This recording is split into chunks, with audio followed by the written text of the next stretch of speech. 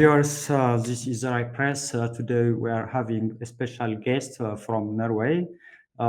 Most of the time, for the last 3 or more decades, Professor Kjetil Tronvoll from Norway University, who is a researcher, anthropologist, and professor of peace and conflict, and most of the time, especially and or particularly in the Horn of Africa, in particular to Ethiopia, Eritrea, and Tigray politics.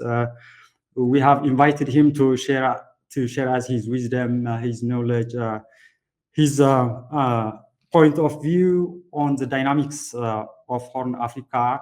But for the interview, I have structured, and for the interview, logical flow in the narratives, I have structured the interview from the Pretoria Agreement, Tigray to Eritrea, and Eritrea to Ethiopia. We will see briefly the dynamics in Horn Africa, centered in Tigray and Eritrea politics or dynamics. So thank you very much, Professor Kjetil Tronvoll from Norway University, to share as your wisdom. Most people who knew you or who read your analysis were recommending me to invite you and share your wisdom. So I'm very happy and proud to have you, to host you today. So let's begin with as an introduction. The Pretoria Agreement has been signed before 2 years or 1 month is left. So, in particularly, how do you assess the Pretoria Agreement? Where has it demonstrably succeeded, and where has it significantly failed as per the agreements? Well, it's more or less 3 years since the signing now, 22nd of November, or early November, sorry, 2022. And I think its success, it's much easier to quantify, so to say, or to qualify. And the success of the Pretoria was that it stopped the immediate hostilities in Tigray. And it has remained so in relation between the TPLF or the TDF forces and the federal authorities. They have not engaged in combat directly since the signing of the Pretoria Agreement. And you have to keep in mind, Pretoria Agreement is a cessation of hostilities agreement. So in that regard, the cessation of hostilities has been sustained. The Pretoria Agreement is not a peace agreement, because the content, the substance, the root causes of the war is not addressed in the Pretoria Agreement and has not been followed up with a comprehensive negotiations for the settlement of a peace agreement. And that's the fault of the Pretoria Agreement. And I was critical to the Pretoria Agreement the hour after it was signed, that this is a very weak agreement, in the sense that it was presented and portrayed as a peace agreement. The full title of the agreement is the Cessation of Hostilities for Lasting Peace. It's no such thing as that. It's tried to combine cessation of hostilities with a peace agreement. It utterly failed in that regard. The key aspects which have not been implemented, it's quite obvious.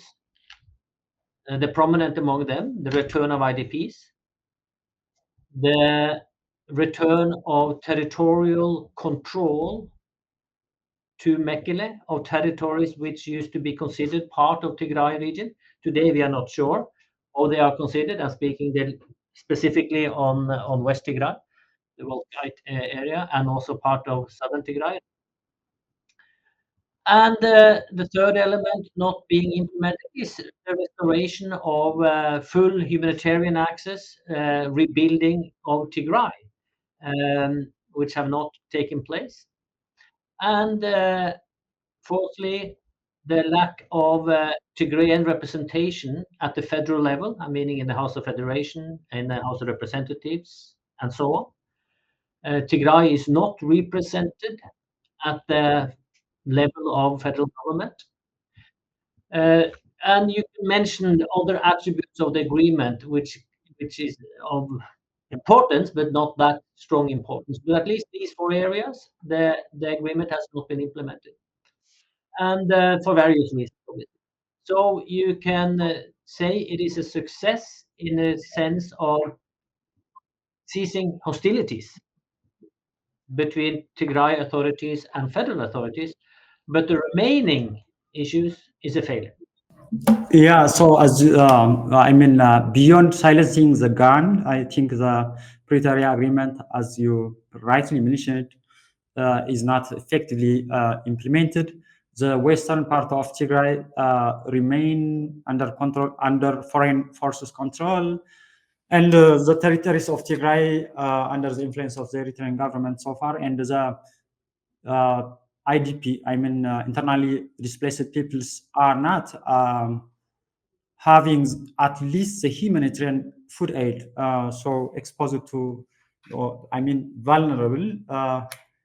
So, according to your analysis, as a person who strictly and daily followed the political dynamics or the situations in Tigray, whom do you say that would be responsible for its failure, or in partial or in general, and for its effective? I mean, in the federal government or the TPLF dominated interim administration, or the international community failed to follow up, or let me have your say here. Well, I can take the easy part out of that equation, and that's the international community, because the agreement doesn't have any international guarantees. There are no international guarantees to the agreement. There are observers to the agreement. AU, UN, EU, US, if I remember correctly. But they don't, it is not included in agreement that they are guaranteeing the implementation or overseeing the implementation. Only AU has a very, very weak monitoring capacity, as you know. And that is also what I was very critical to from day one, that the framework of implementation was so extremely weak, considering the contested terrain of the politics of the area. And I think that was very deliberate, that no internationals wanted to be a guarantee to this agreement, because everybody knew it will fail to be implemented. And nobody wanted to have the responsibility to back the implementation of the agreement. That's quite obvious.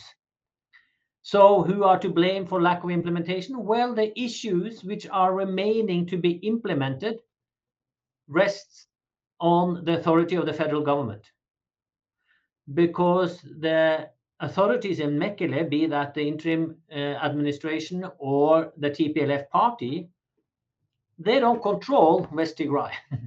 So for them to restore authority, administrative authority in West Tigray, and to return IDPs, well, they need the involvement. If that is a unilateral decision by TPLF, Tigray regional administration, they have to go to war to conquer back the territories, which is a breach of the agreement itself, because the silencing of the guns, as you say.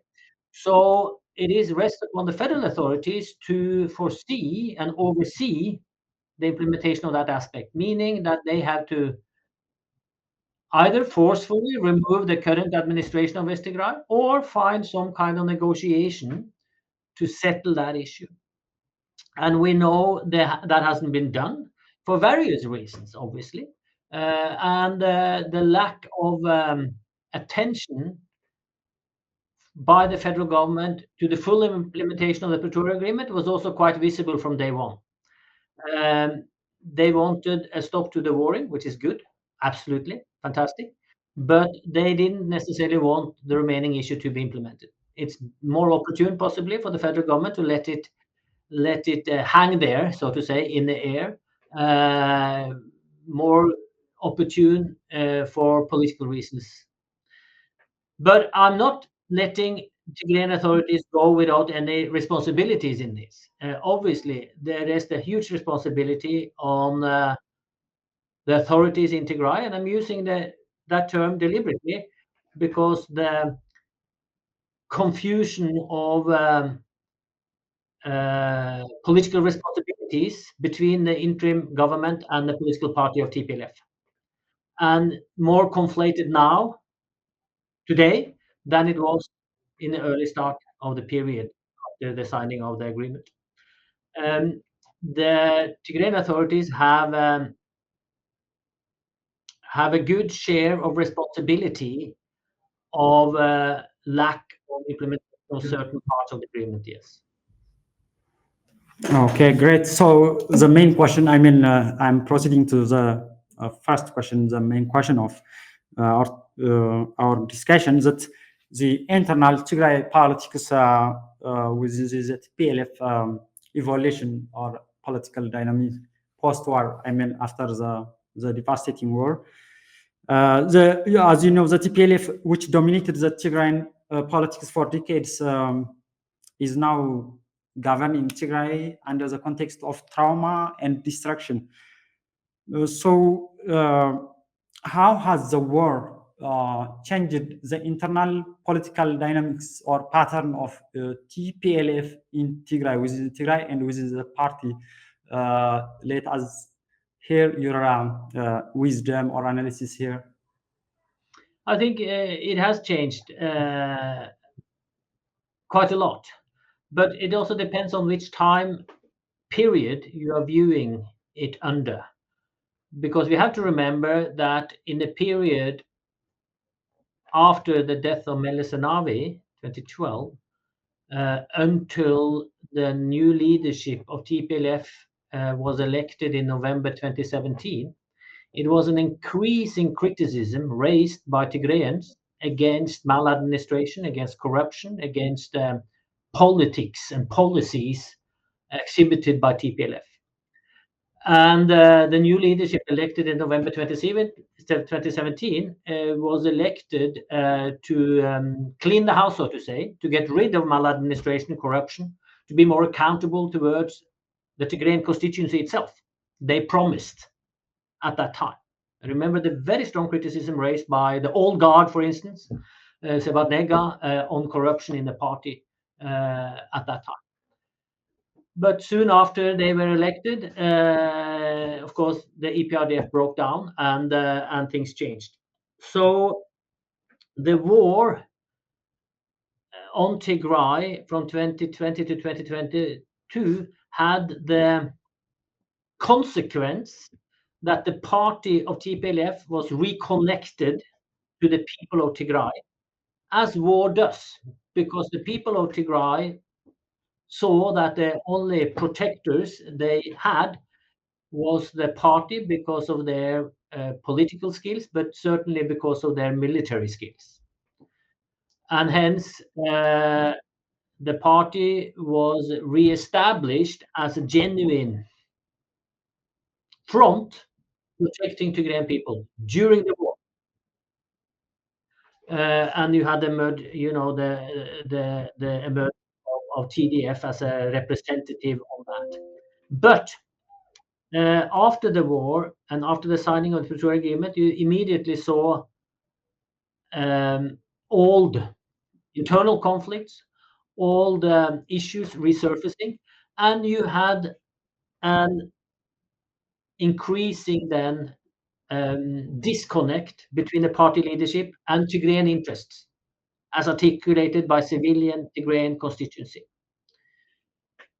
The lack of enforcement capacity of the first interim administration under Getachew Reda, where Getachew's interim government was struggling to get control of local administration in Tigray, which the party held. And then the interim administration under Getachew Reda was not effective because they didn't control the structures of government in Tigray, because the party controlled that. And you had open then power struggle between the government, interim government and the party leadership, which led again then to Getacheo's fall, so to say, because eventually the military leadership, which had initially tried to be neutral in that battle, uh, sided with the party. And hence Getacheo's power was totally eclipsed, and he was forced to go, so to say. But I think that process and the process afterwards have again unveiled the deeper problem of politics in Tigray, that the party leadership, their ideology, their thinking doesn't represent the majority of the broad plural interests of Tigrayan people and constituency.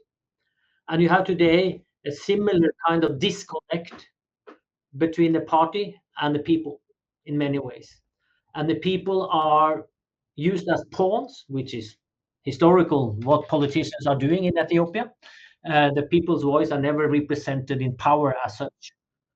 And that's what we also see today in Tigray. And you see then that for the first time, which is also a bit surprise to me, that the TPLF is fractionizing. The first fraction, obviously, is Getachew and Simret. I just read about the new party established now, as we speak, more or less, in Tigray, by all the kind of younger generation administrative leaders who are in the process to establish a new party. And you have a very weakened, in my view, a weakened TPLF, in the sense that the people are questioning the way authority is wielded.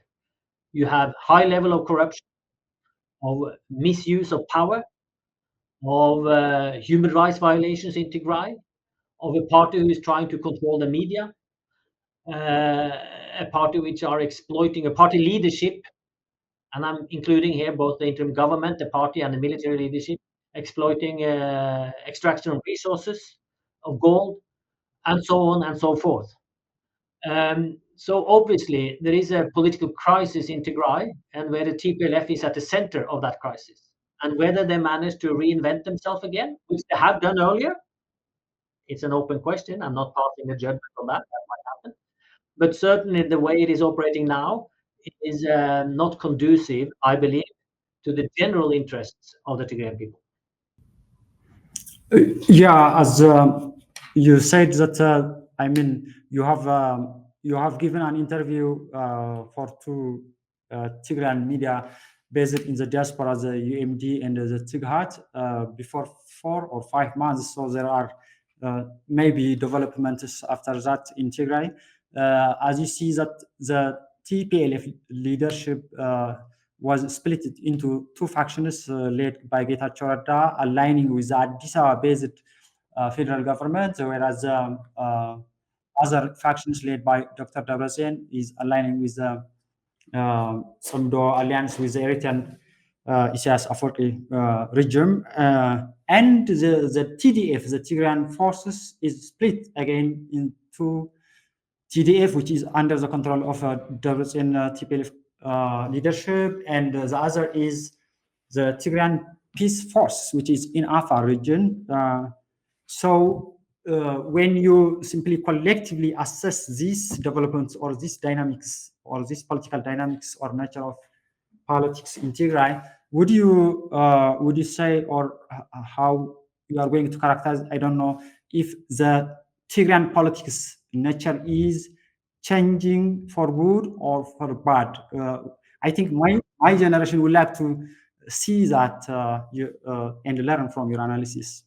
And I think that's a very good question, because I think it is a sign, it depends on how you approach the context today. It can be a sign of fragmentation and disintegration of Tigrayan politics in a negative way. And I think partly it is, in the sense that, which is a bit surprising to me too, that the TPLF system or hegemony is breaking up the way it is. The political hegemony, not the coercive military hegemony, that still is intact, more or less, but the political constituency of TPLF is fragmenting, which have a negative replication in terms of who is really speaking on behalf of the Tigrayan constituency today. Who has the majority support of the Tigrayans? We don't know. On the other side, I'm very strongly in favor for pluralism in politics, because Tigray constituency is not one voice. There are hundreds of voices, there are thousands of voices and different positions, different interests, and they should all be represented in the political landscape of Tigray. So it is good that Simret is up and running and other parties are popping up, and hopefully the older, more established opposition parties will get a bigger space to work. I'm doubtful for that, but I hope. So in that regard, I think it is positive what we do see. If that is facilitated in a peaceful, conducive, open environment, and that is still a big question. So I don't favor that you have the establishment of armed group, for instance, in the sense of that politics in Tigray will once again be defined out of violence and not peaceful participation. But it is something substantially. I agree on that. It's something substantially happening, and I think I don't know who is genuinely now, where the will and interest of a majority of Tigrayan people rests. And I don't think the forthcoming election, if it will be have an election in Tigray in 2026, as in Ethiopia, will give an answer to that, because that election will probably not be an open and fair election anyway. So we are entering uncharted waters in this regard, and I think it is up to Tigrayan political activists, elites, elders, community leaders to voice a voice of reason and moderation into the more antagonistic rhetoric we do see emanating now. Okay, one more question into the Tigrayan politics is that, as you know, that the Tigray has seen two presidents of this interim administration since the Pretoria peace agreement was signed. That was led by Kjetil Tronvoll, and the current interim administration is led by General Tadesse Ohrede. So, how do you see this interim administration? Do you think that is dominated by the TPLF faction led by Dr. Debretsion in Tigrayan politics, or simply under the control of the federal government? And how do you see any differences from Kjetil led interim administration with regard to TPLF dominance? The long historical legacy that dominates the state administration. Yeah. So would you say something here? I think there is a shift, obviously, and Getachew Reda's interim administration. One thing he tried explicitly, which was not included in the Pretoria Agreement, was to split or was to get the party out of local government, in the sense that he wanted the bureaucratic line to be independent of the party, which I certainly favor, in the sense of a more Weberian state understanding that Ethiopia needs that at all levels, federal, regional, and local. But that was intensely contested and pushed back by the party TPLF. They didn't want to let go of local administration. So the current interim government of Tigray seem to be accepting, to a certain degree, more the party line on many issues. But I also have seen that there are possibly new splits, that Alem was taken in by General Tadesse Vareda in the regional government, which might signal certain differences still between the party and the administration. But in overall sense, my interpretation is that the current interim administration is closer to the party line than Getachew. But again, the interim government is responsible versus the federal authorities. But as we do see, the rhetoric between Addis Ababa and Mekele is increasingly turning more and more hostile. So, which again is an indication that the interim administration is not following the orders, so to say, from Addis. Okay, just to, I know you have given enough analysis on the current TPLF and EPLF. I mean the Eritrean. I think I mean the party, the governing party in Eritrea, led by Isaias Afwerki, is I mean having alliances whatsoever. They call it people-to-people alliances, sometimes military alliances. But the TPLF has started this new alignment with the Eritrean regime. And most of the time, this issue is, I mean, an ongoing, disputable, or a center of discussion in Tigray and in Eritrea, because it is very secret, and there is nothing to be known other than they have relations, they have alliances, which they call it Tsumdo in Tigrigna. So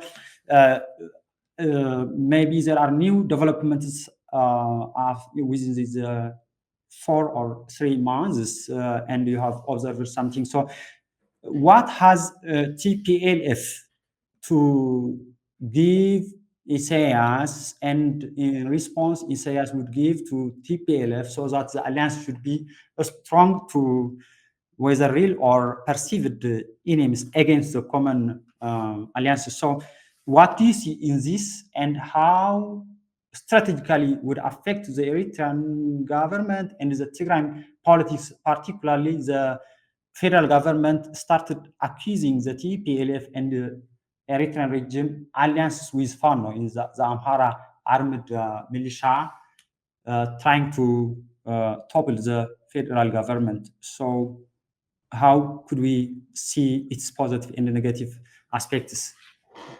Well, as I interpreted in the interviews you referenced in before the summer, is that from a purely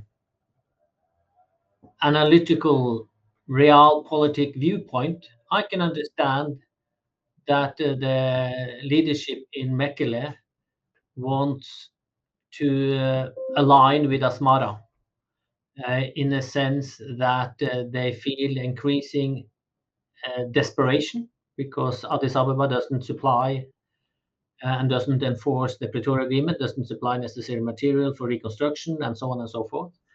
And they cannot trust the political will and interest of Addis versus their own aspirations in Tigray. And hence they are looking around for allies to join with in order to compete with the center, which is, again, the historical way politics in Ethiopia has been unfolding for the last 1500 years or so. And the same applies for Isaias bunkered down in Asmara, that he sees an increasing threat from Ethiopia versus Assad and his own power, and he needs allies in Ethiopia in order to stem off that threat. He has always had a general deep interest to destabilize Ethiopia since August 1991. After he woke up from celebrating independence, he started to talk about Ethiopia as a threat. It needs to be destabilized. Yeah. and that is continuing. So for Isaias, it is also, he has had the Oromo fractions, he has had Amhara fractions, during the EPRDF era. All Ethiopian militant opposition groups were based in Asmara. But after Abiy came to power, they were repatriated. But now there are very strong accusations and strong indications too that certainly the Fano is assisted by Isaias. And again, the biggest partner in Ethiopia, which could help Isaias, is the TPLF and the Tigrayan, because of the capacity to fight, basically, the military capacity. So it is opportune for Isaias to try to create an alliance with TPLF, so that they both have an interest against Addis. And the point is that is just a tactical interest. Do they have a strategic objectives in common? That I'm not so sure of. But for Tigrayan elites, when they talk about realizing or the realization of Tigray self-determination, possible Tigray independence, that can only be done in consultation and in understanding and in mutual collaboration with Eritrea. Tigray independence can never be realized without acceptance from Asmara, so to say. And if that is in the card here in the more longer run, that Zindo is part of a long-term strategy for Tigrayan political leadership to realize Tigray independence, well, then we're talking about more interesting aspects of that alliance. Not only a tactical alliance against what's ever happening in Addis but more long-term vision of reconfiguring statehood, because Tigray will never achieve international recognition by its own, but it can piggyback on Eritrean sovereignty, possibly in some kind of scenario. So that will be interesting to follow. What's unfolding today, particularly with the Fano insurgency, is there are very strong accusations against, both by Ethiopian government but also by other observers, that what we've seen in Wollo over the last few weeks, months, the offensive there, which seems to be quite successful on the side of Fano, that is helped by Eritrea and possibly also Tigray, both leadership involvement but also possibly other material fighting capacities. So I'm not saying that it is, but that are the accusations. Yeah. And that is much more an unholy alliance in my eyes, Eritrea, Tigray, Fano, because that is they have only a tactical interest against Addis. At least the way I interpret Fano or Amhara nationalism, or call it whatever you want, is goes counter to Tigrayan interests and goes counter to Eritrean interests. So I don't see that as any kind of stable future alternative to the current emperor in the palace. Yeah, as you said, it reminds me that Professor Madhani Tades, a renowned historian, who once said, I think during the Ethiopia war, was a leading analyst like you. So politics in the Horn of Africa, sometimes leaders in the Horn of Africa became friends overnight, and vice versa. So TPLF and EPLF both became enemies over time, became friends. So it's surprising.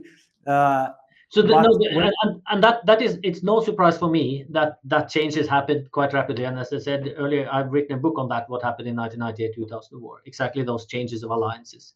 That is the natural game, the Abyssinian game, as I like to play it, which is still played in Ethiopia, Eritrea.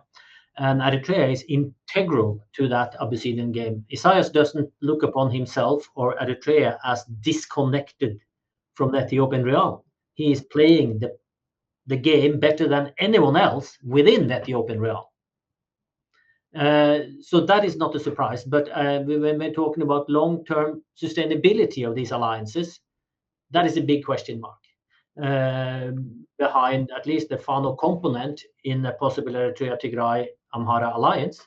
The Eritrea-Tigray alliance might be more sustainable if we are talking about reconfiguration of statehood. And I'm not talking about Greater Tigray, or although many people are hinting at that, I'm talking about possible Eritrea-Tigray connections here, which can evolve into a confederation or a federation, or maybe also a unitary state for that matter. Most of this will happen after Isaias is gone anyway, and we don't know what remains of Eritrea after Isaias is gone. Yeah, I mean, if we see the alliances between TPLF and Isaias-led regime in Asmara, or between Mekelle and Asmara, the TPLF is losing some political acceptance among the Tigrayan elites just because of these alliances, because most Tigrayan elites, or the political elites, think that just having an alliance with the Eritrean regime, the very regime that has committed crimes against humanity, the most cruel atrocities in Tigray, would be counted as a national shame, disgraceful alliance, and strategically, if you simply evaluate it from long term or short term, whom do you think that would benefit from these strategic alliances, Tigray or Eritrea, from these alliances, according to your analysis? But that is the predicament. That is the predicament of Tigray, because all your possible alliance partners, Asmara, Addis, or Amhara, all committed crimes against humanity against you, all slaughtered you and raped you en masse. So you don't have any choice than to go to bed with the devil, so to say, or to stand alone. And if you stand alone, you will possibly fall. So that is the predicament of the leadership in Tigray, and I, I can sympathize with that, because if you stand still, you are, as you have been doing in the last 3 years after Pretoria, you are weakened day by day. Your IDPs are suffering and being starving, and the most dramatic incidents with the small child eaten by a hyena. So you can stand still and be weakened month by month and hope that some release will come in the future sometime. Or you can take a proactive stand now to try to rock the boat. And I believe that is what the TPLF leadership are doing with entering into an alliance with Asmara, as they see then that holds better prospects than Addis. And I believe that initially, at least the former interim government of Tigray wanted a stronger alliance with Addis, but Addis played that, didn't want it, or didn't play it right, so to say. Abiy held, opened up just enough for the Tigrayan people to barely survive, but didn't raise them up from the knees, so to say, up and standing, because then it will be a threat again. So it is an extreme predicament, and of course the victims are the civilian Tigrayan people, not the political elites. The political elites will always survive, and they don't care about accountability as long as their power is sustained, and that's what we see. There's no accountability issues addressed with the Zimdu. And the accountability versus the federal government is also long gone. Yeah. So that's the reality they are maneuvering in, and I can have sympathy for that, so to say. Yeah. Okay. Yes, okay. So I mean following the Pretoria Agreement uh, mm, introduced to practice, I mean the Asmara regime has created some discomfortable relations with Addis Ababa government. I mean, there is something that I would like you to make it clear for my audience that whether the Ethiopian government has vested interests on the Red Sea, particularly on taking over as a part of Eritrea, and whether Isaias Afwerki has expected this would happen after the war ended, or is it a real propaganda of Abiy to take over Assad, or is the case using as an internal cohesion? I mean, to simply please the Amhara elites who aspire to take over Assad, I mean, for internal politics.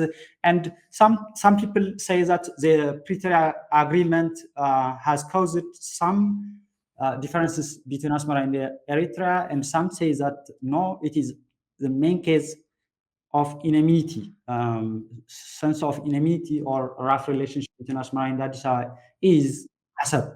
So collectively, just say about something about this, and I would ask, would you expect that possible war between Eritrea and Asmara, I mean Eritrea and Addis Ababa over Assad, and what the Western power would say about that? I don't know. Yeah.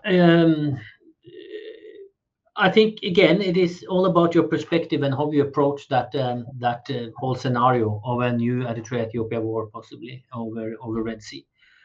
I'd like to take one step back. That after the Addis Asmara rapprochement in 2018, after Abiy came to power and the so-called peace agreement, um, Abiy's government was very enthusiastic about linking up again with Eritrea in all sense of the term, peacefully.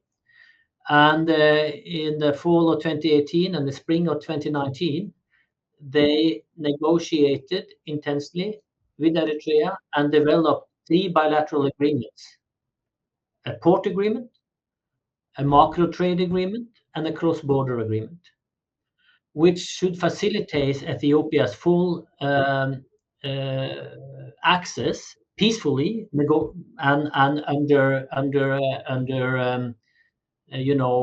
commercial terms to use ASAP and also Massawa for that matter. Um, and I spoke to many of the key ministers and decision makers in Addis, in Abiy Ahmed's new government at that time, and they were, and I even was invited to say that to the Ministry of Foreign Affairs in Addis, to their high-level advisory council, which were composed of senior ambassadors and some few distinguished academics, Ethiopian academics, to talk on Eritrean issues as such during this process. And first of all, I was totally shocked by the lack of knowledge this body held on Eritrea, on Eritrean politics, on Eritrean history, on EPLF ideology, on Isaias Afwerki. Because remember, this was the time where all the Tigrayans were cleansed out of the administration.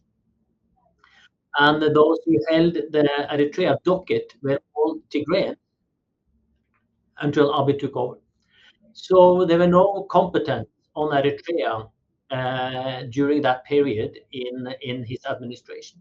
And they talked extremely naively and with lack of knowledge and lack of competence on the future of collaboration between Eritrea and Addis. Because I questioned them directly that, do you really believe in Isaias? Do you really believe that he will Ethiopia good?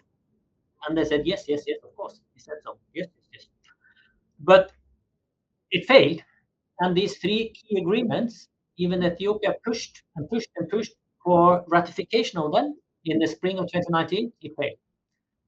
So that is the backdrop of what the politics of today, that Ethiopia and Abiy's government actually tried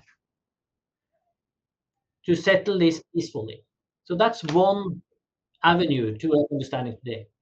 But the second one is obviously the fact that Ethiopia needs stable, predictable access to the sea, be that through Somalia, Djibouti, Eritrea, Sudan, Kenya, whatever. They need long-term stability and predictability. Who can offer that? No one. Mogadishu doesn't have control of the government quarter in Mogadishu. Somaliland is non-recognized. They cannot make international bilateral agreement. Djibouti is congested and it's way too Ethiopia is way too vulnerable to only rely on Djibouti and way too costly because Djibouti can decide the tariffs. Eritrea is never trustable as long as Isaias is in power. Sudan is in shambles. You cannot use Port Sudan because of the war.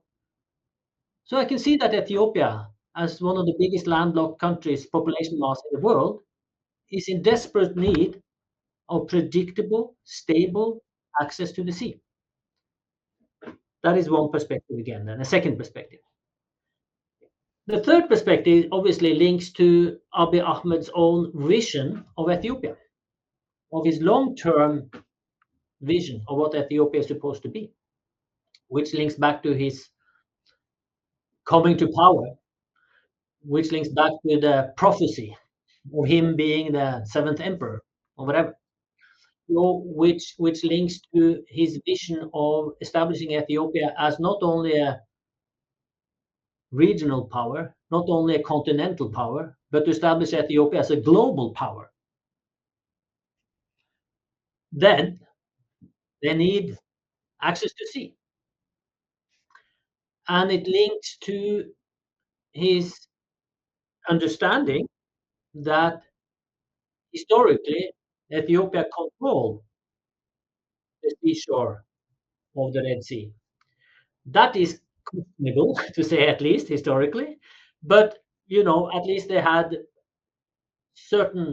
during certain periods they have access. So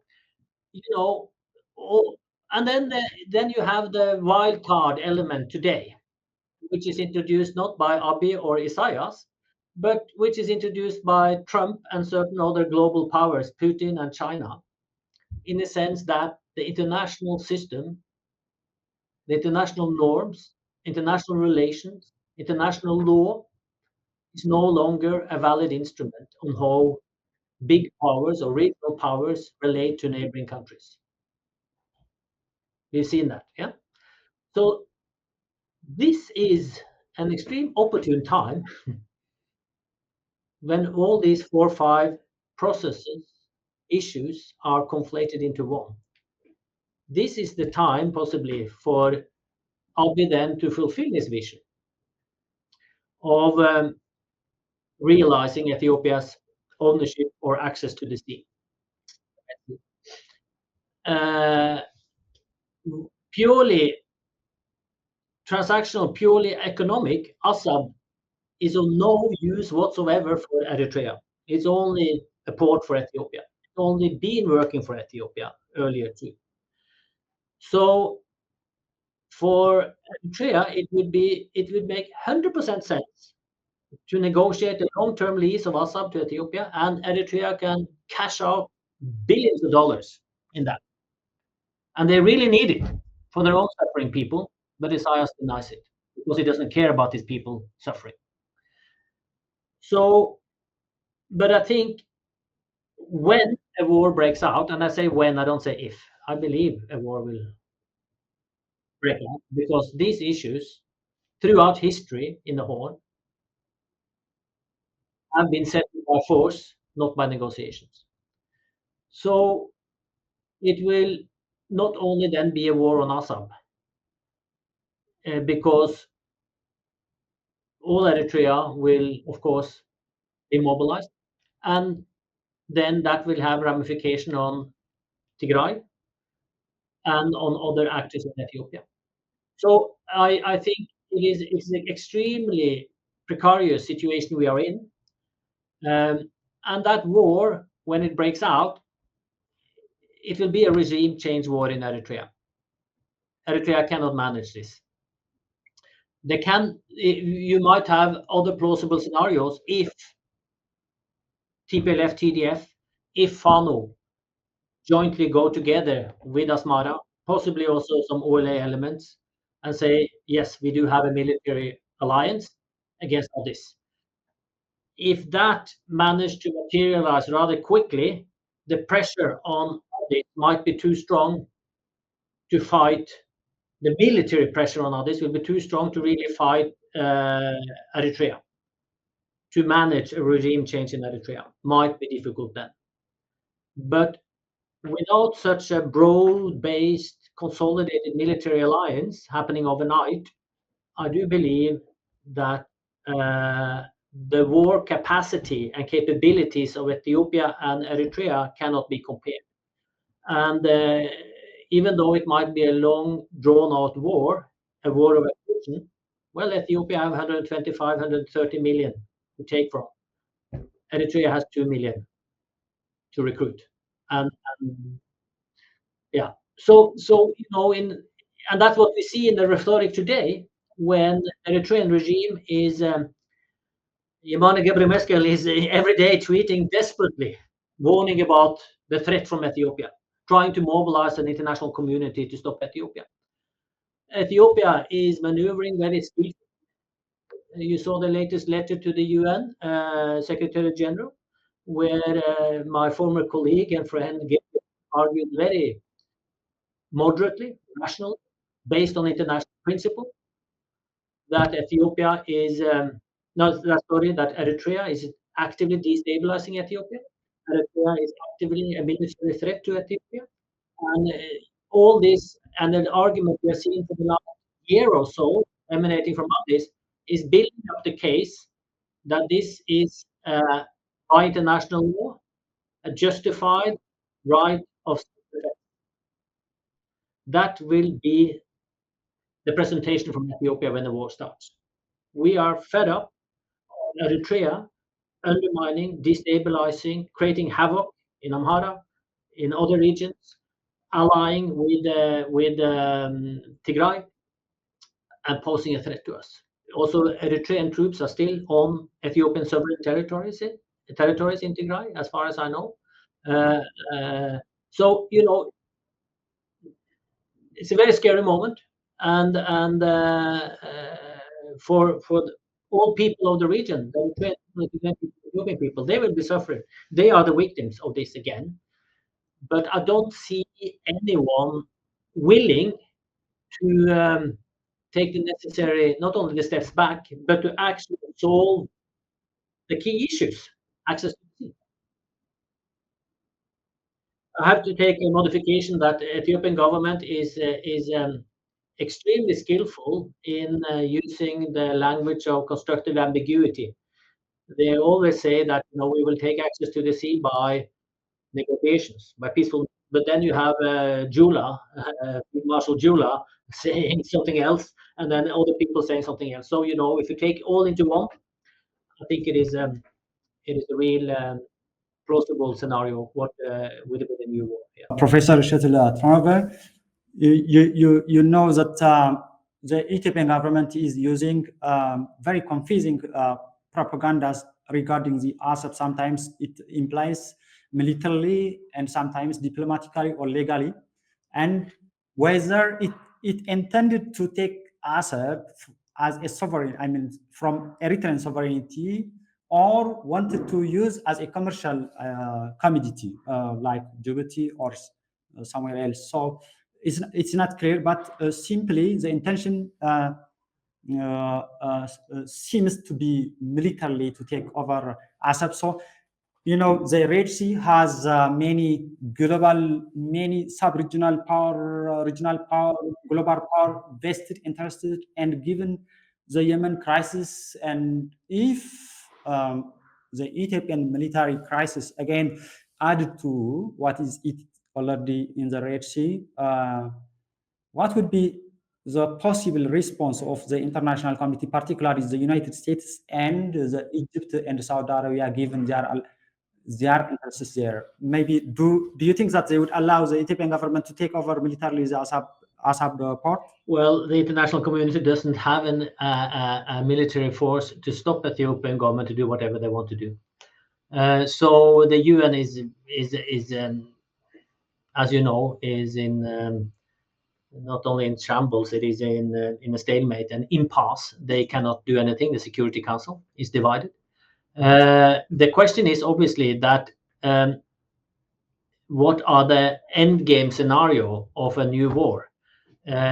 Ethiopia will never get international recognition in general if they annex Assab and claim that is Ethiopian territory. Or as some argue or accuse, that they need to annex and take back all of Eritrea to the motherland.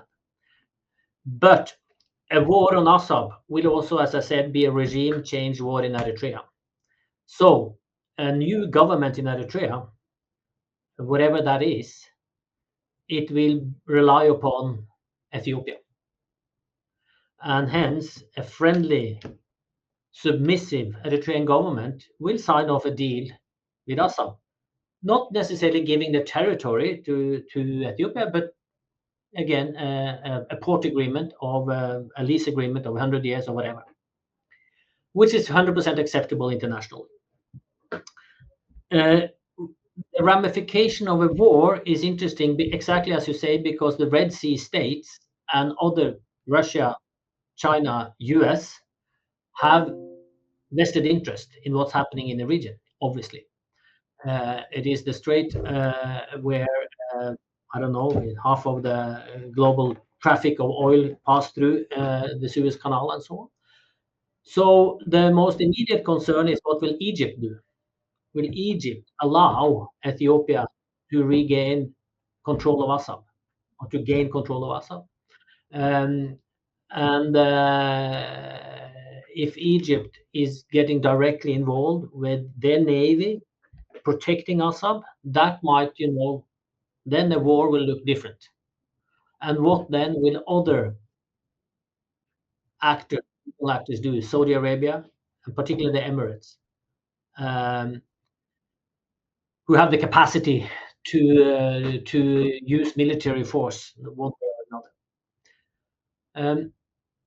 I don't think Eritrea has any global champion behind them. Everyone despises the regime of Isaias Afwerki, all international actors, even Russia, where Eritrea has been the most compliant and supportive actors towards Putin and Putin's annexation of Crimea. Remember that way back?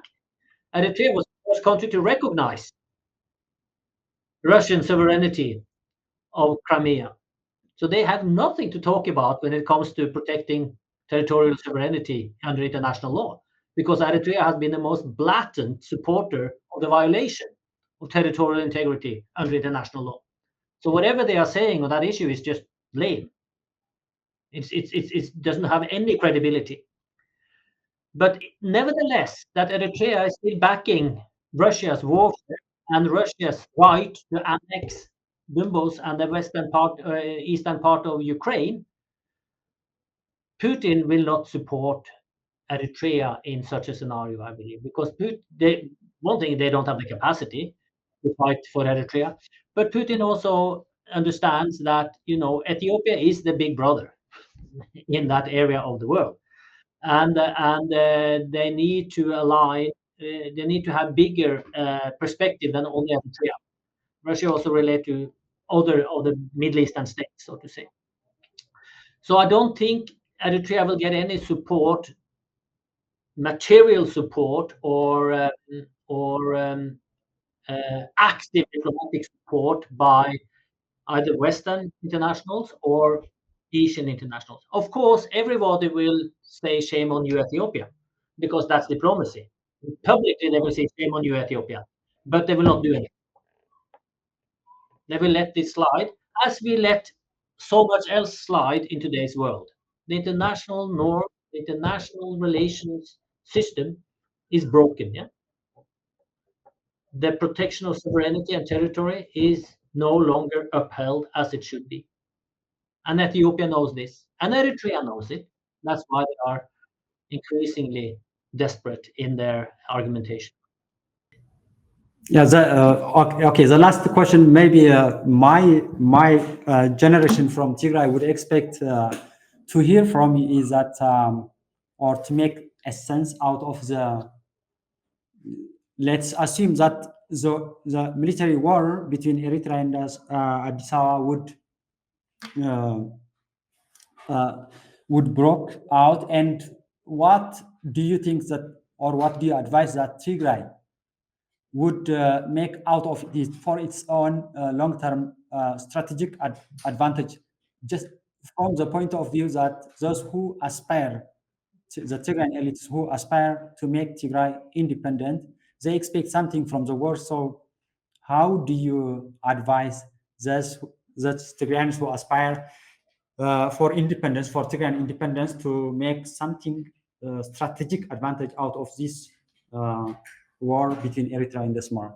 I mean, Asmara and the Addis Ababa. Let me first just make a huge disclaimer to your audience that I'm not arguing for war. I'm not arguing for any side's power monger. I'm just a purely analytical, realist approach to it. I don't have any normative baggage to put on this because the normative baggage doesn't work. Yeah, everyone knows that. Yeah. Normative framing of the politics in the Horn of Africa has never worked. You have to have a purely realist understanding. Sadly, my government in Norway doesn't understand that at all, or other Western governments. They think still the normative framework is a adoptable framework to understand Africa and the Horn of Africa. It is not, or to understand the world for that matter. So I wish it was totally different, but it is not. So let's relate to the reality, to the empirical facts, not to an aloof normative principle. My recommendation to Tigrayan elites, I should be very careful. I will not express any recommendation to them because I will not be taken for account for whatever position which is unfolding. I just want peace for the Tigrayan people. But how to achieve that, I don't know. So, and I think it is up to the Tigrayan people themselves to voice their concern and to voice their protest or support, for that matter, to the political leadership they think are best suited to cater for Tigrayan interests, be that immediate concerns or long-term visions. And I know that many Tigrayans do support the idea of an independent Republic of Tigray. That was the mainstream discourse during the war. That this is not a fight. This is not only a fight for survival against genocidal forces. It is a fight. It is a struggle for our independence. I think the majority of TDF rank and file fighters held that belief at that time, and even the TPLF leadership. I spoke to Debretsion and Getachew at that time, and they said this war will end in a referendum on independence for Tigray. That was stated explicitly by the TDF and TPLF leadership in 22. But that has not happened. So I will not give advice on how to maneuver against such a scenario, if that is the interest of the Tigrayan people.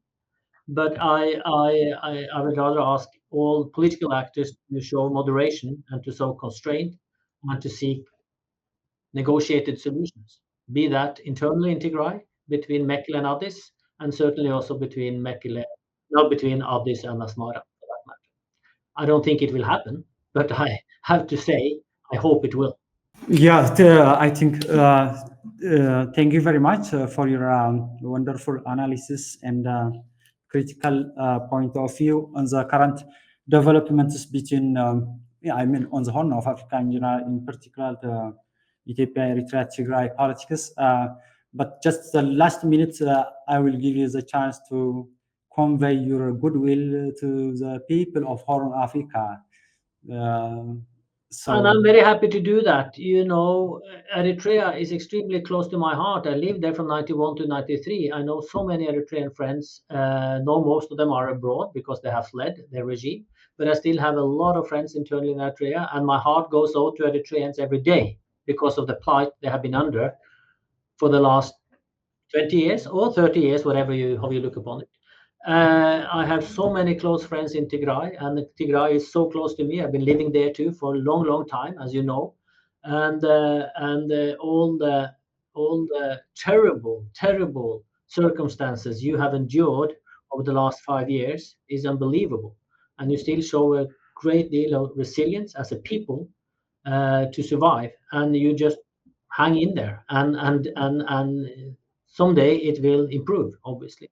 And again, I have friends all across Ethiopia, and and I've been working in several locations all over Ethiopia, and the Ethiopian people too are under great distress and disturbances and the plight these days, economically, socially, and conflict-wise. In Amhara, in particular, all the terrible atrocities happening in Amhara regional state now against civilians, in Oromia, in Wollega, in Borana, in other parts of Oromia, in the south for that matter. So, it's just a very, very sad situation, even for me as an outsider. I can't believe how you feel as being part of the communities and how you are coping with it. So I just wish for the best for you all. Professor Kjetil Tronvoll from Norway, who is well known in the people of Tigray and Eritrea equally and fairly. And your wonderful interview and analysis would be profoundly important for both peoples to understand. And Zeray Press would translate your interview to Tigrigna and would broadcast through the Aksumite television so that both peoples would have it, and the English version would remain in the YouTube. Thank you very much, and I wish you a good time. Thank you very much.